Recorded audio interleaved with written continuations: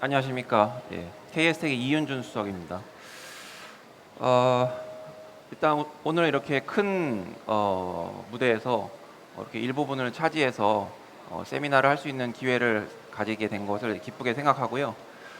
저희가 오늘 그 공유하는 요 경험이 여기 많은 분들이 자리를 빼곡히 채워주셨는데 많은 분들께 도움이 됐으면 하고 생각을 하고 있습니다.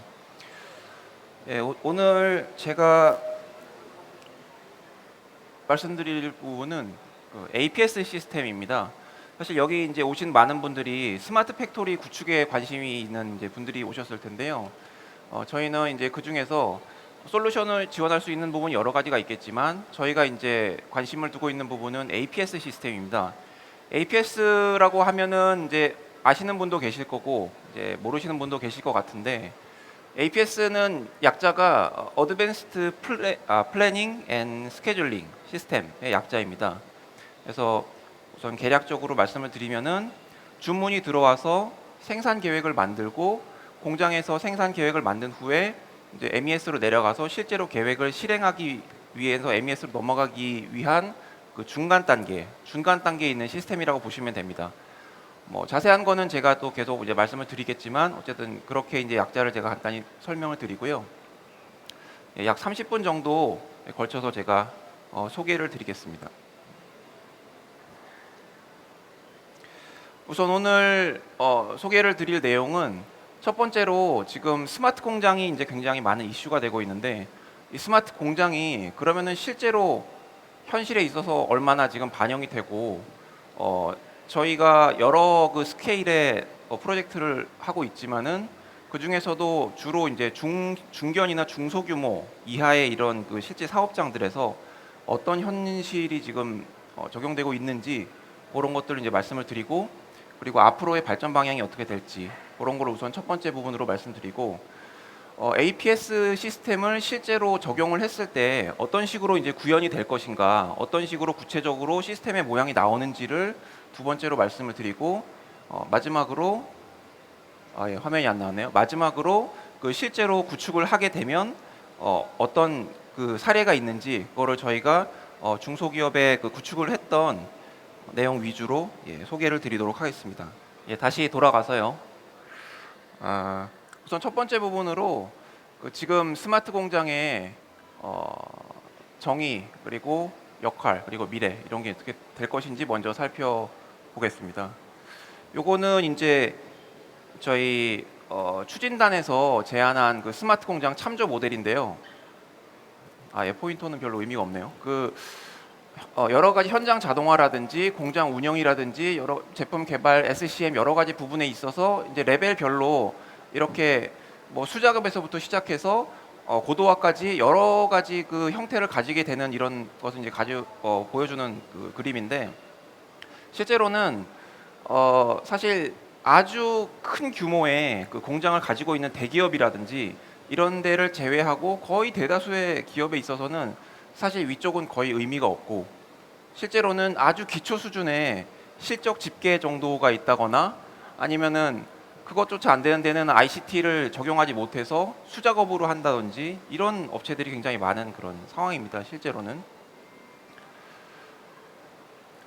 스마트 공장을 개념적으로 볼 때 뭐 물론 이것도 여러 가지 모형이 있을 수 있습니다. 여러 가지 모형이 있을 수 있는데 요즘 주로 많이 이제 얘기되는 그런 내용으로는 그 위쪽에 ERP라든지 좀 더 큰 기관 시스템은 제외하고 생산에 관련된 이제 시스템들이 있어서 실제로는 이쪽에 보시면은 주문이 내려와서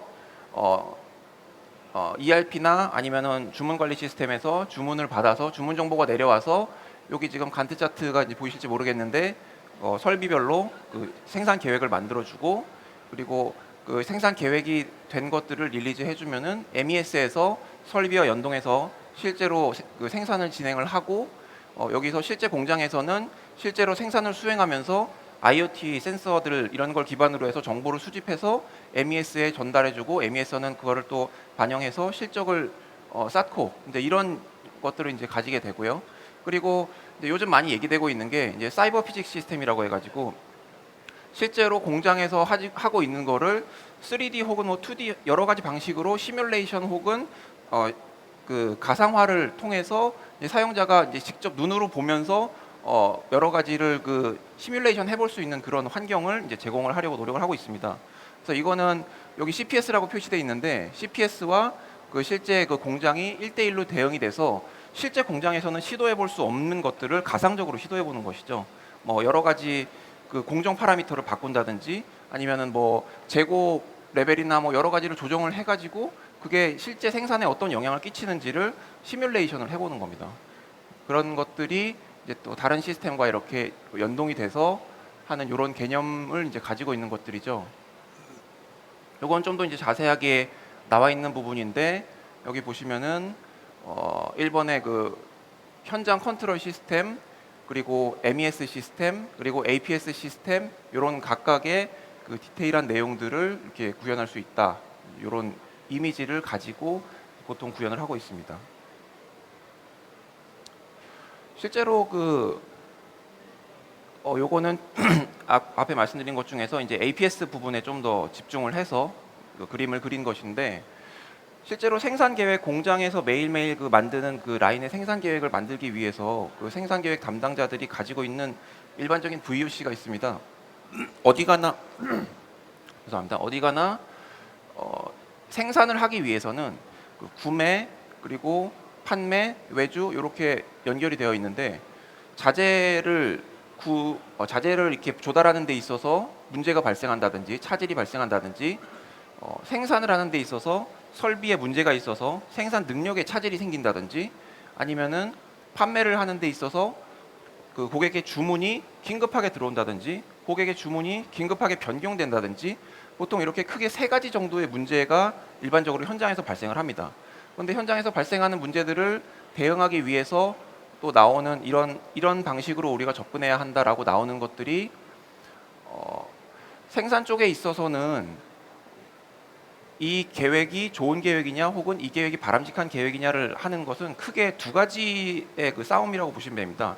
하나는 납기를 달성할 수 있느냐 그리고 하나는 재고를 많이 유지할 수 있느냐 그 생산성을 많이 유지할 수 있느냐 무조건 많이 만들어내는 거하고 그다음에 납기를 만족시키는 거는 보통 이렇게 두 개의 충돌이 이제 일어나게 됩니다.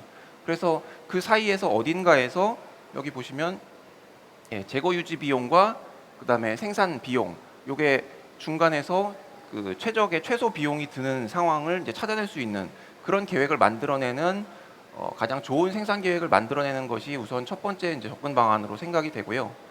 그리고 거기에 따라서 최대 재고와 안전 재고 사이에서 적정하게 반제품과 완제품의 재고를 유지하는 내용. 그리고 사실 수요 예측이 이제 어려운 부분인데 수요 예측 수요 변동이 이제 많지 않을 수 있도록 수요 예측을 해서 시스템과 정확히 그 연동이 되도록 하는 그런 수요 예측 부분.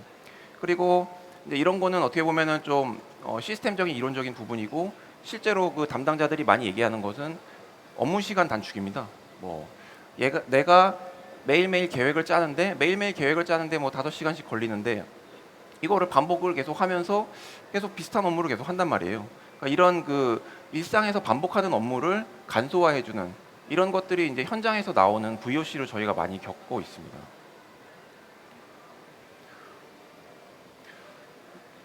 여기가 이제 좀 중요한 페이지인데 저희가 그 APS 혹은 스마트 생산 계획이라고 얘기를 하고 있는데 그러면은 얘는 어떤 역할을 하느냐 전체 시스템에 보면은 위쪽에서부터 아래쪽까지 ERP, 뭐 PLM, MES 여러 가지 시스템이 있지만 이 중에서 APS가 담당하는 APS가 대답을 해줘야 되는 질문들은 어떤 것이 있는가 거기에 대해서 이제 저희가 정리를 좀 해봤는데 현장에서 이제 발생하는 시나리오가 예를 들면 이제 이런 게 있습니다.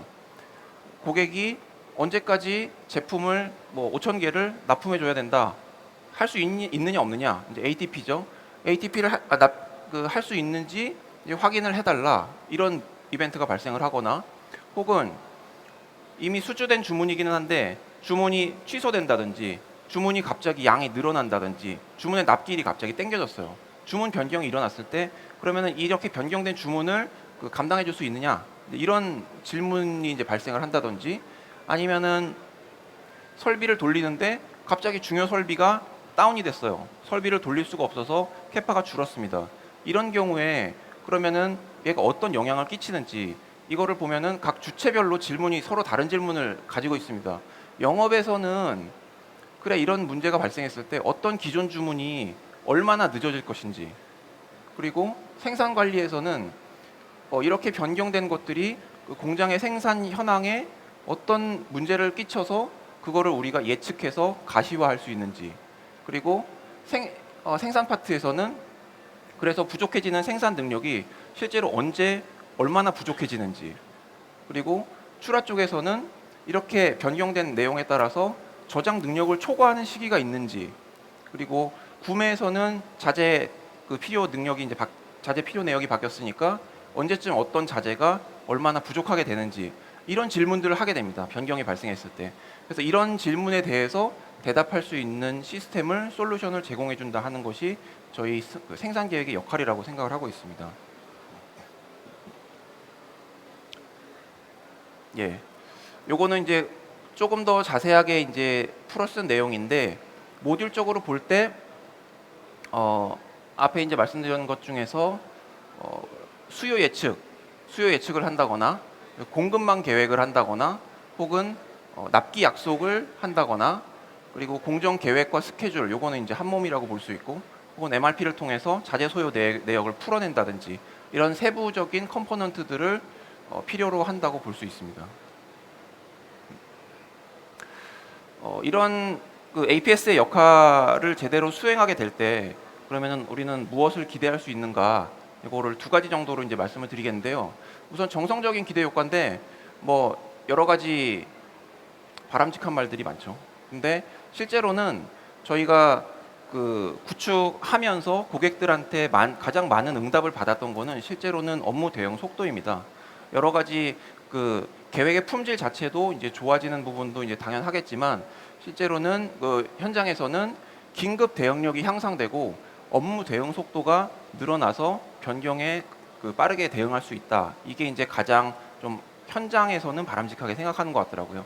이게 또 보시면은 그 경영진의 목소리하고 현장의 목소리가 이제 좀 다를 수가 있는데, 어쨌든 현장에서는 주로 이제 그런 것들을 주요하게 생각을 하고, 그리고 이 뒷부분에 소개를 해드리겠지만, 이제 보통 그 일을 하게 되면, 내가 계획을 짜게 되면 사람이 하면은 한 번에 이렇게 만든 계획을 다시 수정한다든지, 한 번에 뭐 여러 가지를 만들어서 비교한다든지, 이런 거는 일단 불가능하다고 봐야 됩니다. 근데 시스템을 사용하게 되면서 여러 가지 대안을 만들어서 비교를 하고 시뮬레이션을 가져갈 수가 있는 것이죠. 그래서 이런 부분에서 다양한 대안 시뮬레이션을 통해서 궁극적으로는 그 납기 충족률을 향상시키고, 그리고 고객 만족도를 향상시키는 그런 것들을 정성적으로 저희가 기대할 수가 있다고 생각할 수가 있습니다. 정량적으로는 저희가 사례를 하나 간단하게 말씀드리겠는데, 요거는 국내 이제 자동차 부품 업체로서 저희가 구축을 했던 업체인데, 다른 거는 크게 보실 게 없을 것 같고, 이제 셋업이 그 모든 공정에서 셋업이 이제 발생을 하죠. 예, 뭐 빨간색으로 칠하다가 파란색으로 칠하려면 페인트를 바꾼다든지, 예, 공정 변경이 있을 때 이제 셋업이 발생하게 됩니다.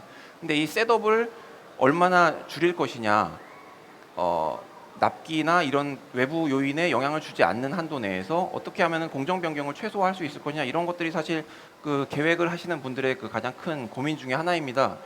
여기 보시면 이제 저희가 이쪽에 있는 게 이제 총 생산량인데요. 총 생산량은 실제로 별로 줄어들지 않고 셋업 횟수는 약 25% 정도 이제 감소된 것을 보실 수가 있습니다.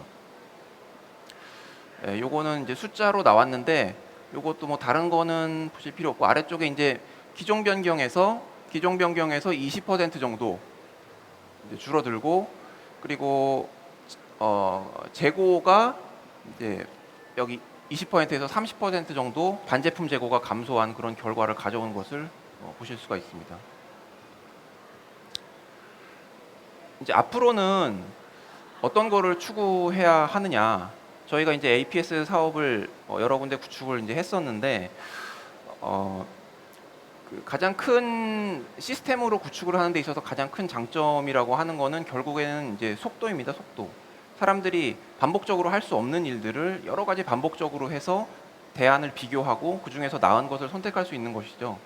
그런데 요거는 지금 저희가 자체 제품 대비해서 앞으로 이제 더 어떤 것을 생각해 볼 수 있는가 하는 것인데, 핵심은 그 지금 여러 가지 자율로 하는 것들이 이제 많이 그 화두잖아요. 뭐 자율 운영, 뭐 저희는 여러 가지 파라미터들을 좀 자율적으로 선택할 수 있는 알고리즘을 만들고 여러 대안을 만들어서 그 중에서 좋은 것을 선택할 수 있는 그런 환경들을 가져가는 것이 뭐 어널리틱스라든지 아니면은 AI 같은 것들을 접목할 수 있는 부분이 아닐까, 그렇게 이제 내부적으로 생각하고 있습니다. 요거는 이제 조금 구체적으로 이제 그 그림을 그린 것인데요. 여기 보시면 그 전체적인 APS의 업무 흐름이 이제 나옵니다. 이쪽에서 보시면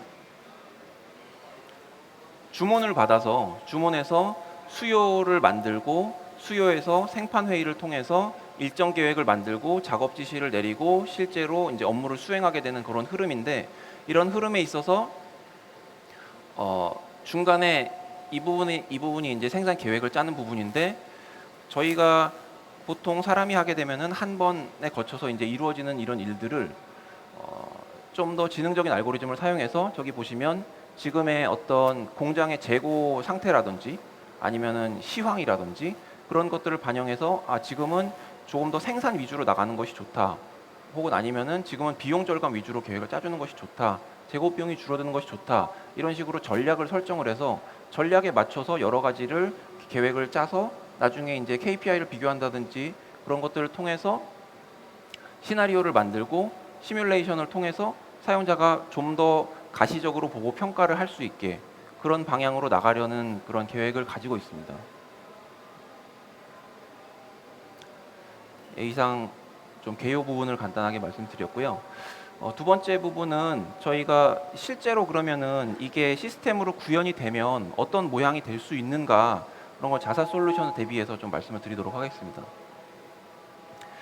요거는 앞에 나왔던 내용이 약간 반복인데, 보통은 일반적으로 전형적으로는 그 업체들에서 ERP를 먼저 구축을 하고 혹은 MES가 동시에 구축을 한다든지, ERP와 MES가 이제 구축되어 있는 경우가 많고요. 혹은 뭐 작은 사업장인 경우에는 뭐 없는 경우도 물론 있지만 ERP에서 하는 역할이 있고 MES에서 하는 역할이 있고, 저희는 그 사이에서 ERP에서 넘어온 수요를 관리해주는 수요 계획, 그리고 그걸 가지고 공급 계획을 만들고 공장을 돌리는 생산 계획을 만들고, 그걸 통해서 이제 실제로 그 제조 오더를 만들고 그 작업 지시서 같은 거죠. 작업 지시서를 내리고 그다음에 납기 약속을 해준다든지 ATP를 해준다든지 이제 그런 것들을 이제 역할로 가지고 있는데, 이 중에서 여기 생산 계획 상자 안에만 좀 더 자세하게 들여다 보시면 주문을 받아서 데이터를 검증하고, 그리고 데이터에 문제가 없는지 주문 데이터를 확인하고 실제로 그 생산 계획을 자동으로 수립을 하고, 그 다음에 이 계획 결과를 사용자가 검토해서 조정하고 실제로 MES나 아니면은 작업 현장에 배포를 해주고, 그 다음에 잘 돌아가는지 모니터링 해주고, 이런 부분들을 이제 맡고 있게 됩니다.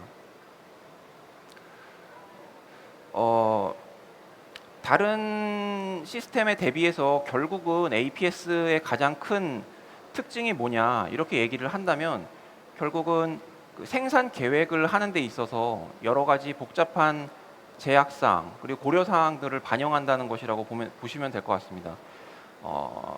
생산 계획을 만든다거나 생산 스케줄을 짤 때 ERP나 MES에서는 고려할 수 없는 부분들을 APS에서 고려한다고 보시면 되겠는데, 그런 게 이제 어떤 게 있는지 간단하게 말씀드리면, 확정 구간이 있죠. 계획을 짤 때 이 구간은 바뀌면 안 된다. 뭐 내일까지는 이렇게 정해놨으니까 이 부분이 바뀌면 안 된다. 뭐 이런 것들을 유지한다거나, 납품을 할 때 뭐 일시 납품을 해야 된다. 혹은 분할 납품을 해야 된다. 이런 식으로 나눠서 반영을 한다든지, 그리고 우선순위, 납기를 할 때 이제 뭐 거래처별로 우선순위를 준다든지, 주문별로 우선순위를 둔다든지, 그리고 선행 생산 혹은 그 후행 생산 이런 게 가능한지, 납기 지연이 가능한지 그런 것들을 이제 주문별로 설정을 할 수가 있고, 뭐 제조 설비나 뭐 BOP, 레시피라고도 하죠. BOP나 뭐 장비 인증 이런 거에 이제 유효 기간을 준다든지, 그리고 자원 능력, 이 설비가 일할 수 있는 시간 같은 것들을 캘린더로 관리를 할 수가 있습니다. 그리고 뭐 오버타임을 준다든지, 그리고 자원의 효율, 수율 이런 것들을 반영할 수가 있고, 설비의 배치 사이즈, 또 아까 말씀드렸던 것처럼 공정 변경, 셋업 타임 이런 것들을 디테일하게 설정을 할 수가 있고, 어, 병행 설비, 지그라든지 툴이라든지 이런 것들을 같이 스케줄에 포함을 시킬 수가 있습니다.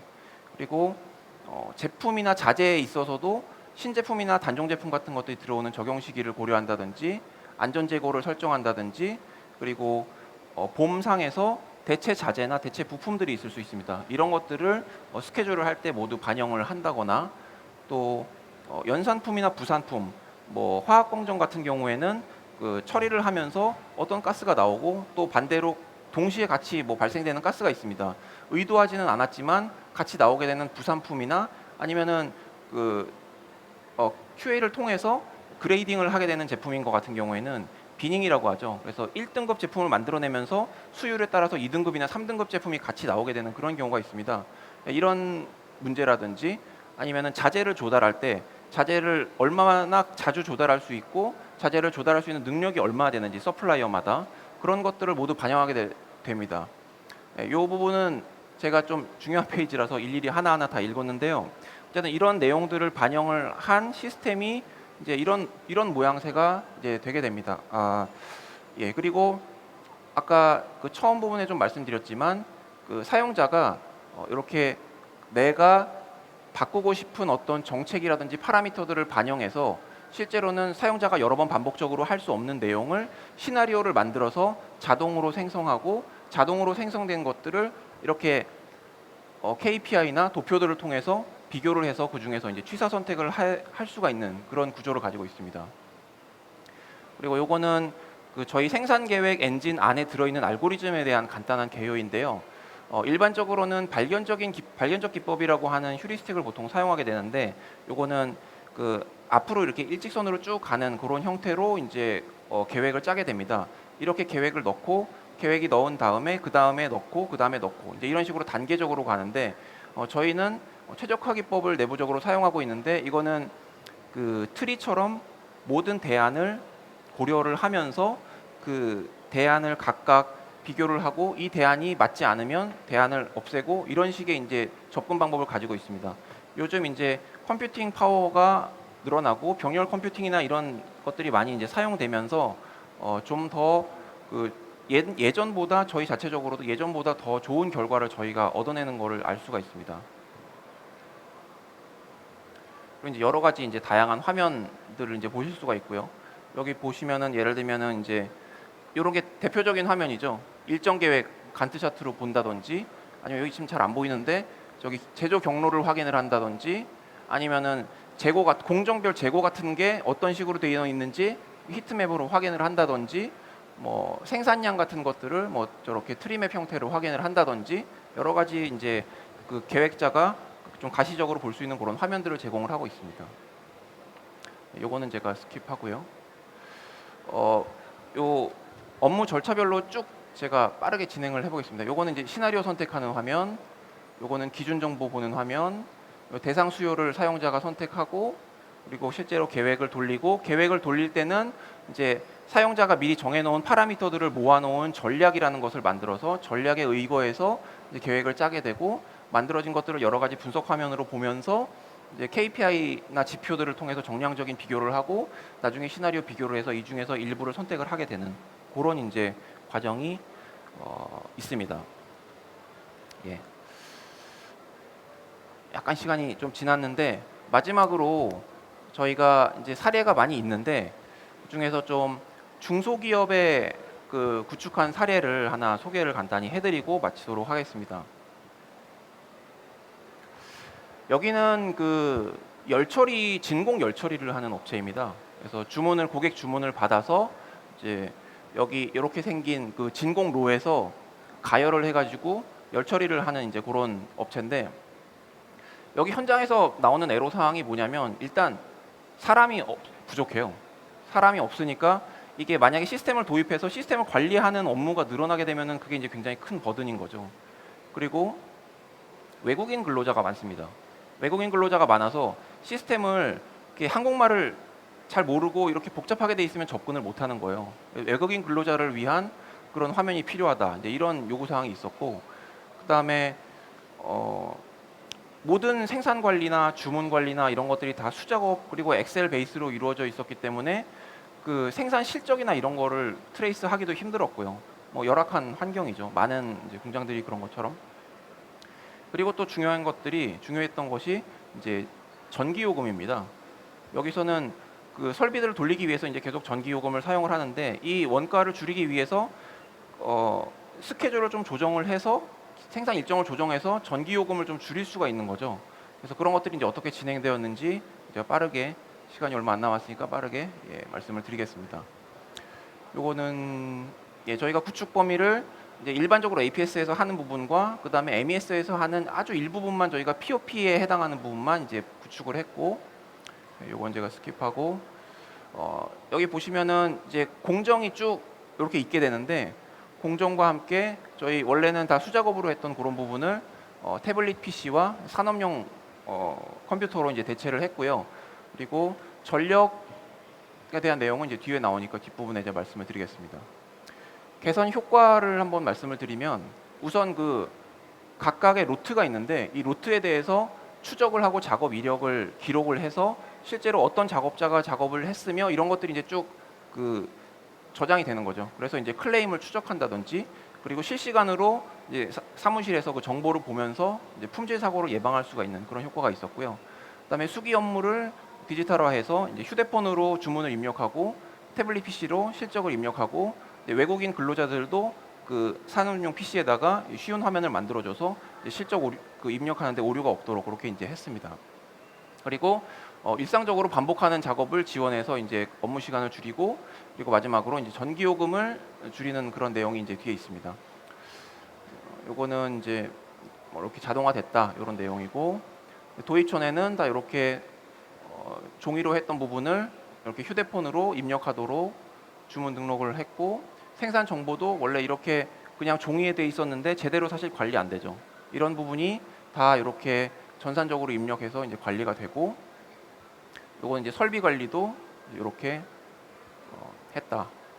그리고 다 끝난 다음에 이제 품질 관리에서 이제 시험 성적서를 발행하게 되는데, 원래 엑셀로 이렇게 했던 부분들을 이제 전산으로 바로 이제 그 사진을 포함해서 하게 됐다. 이런 내용이고, 마지막으로 그 저희 APS에서 다시 한번 마지막으로 이제 말씀을 드리면, APS에서 이제 그 지향하는 거는 복잡한 그 생산 계획, 생산 스케줄을 이제 사람이 그 요구하는 방향으로 이렇게 전략적으로 끌어가는 이런 데 있습니다.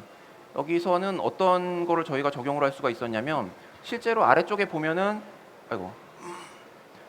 요게 이제 소비 전력입니다.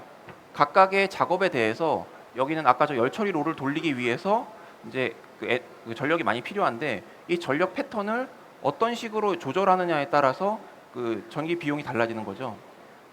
여기 보시면 열처리 패턴이 저기 온도가 올라갈 때는 전력이 좀 많이 필요하다가, 유지할 때는 전력이 좀 줄어들었다가, 이런 이제 패턴을 가지고 있습니다.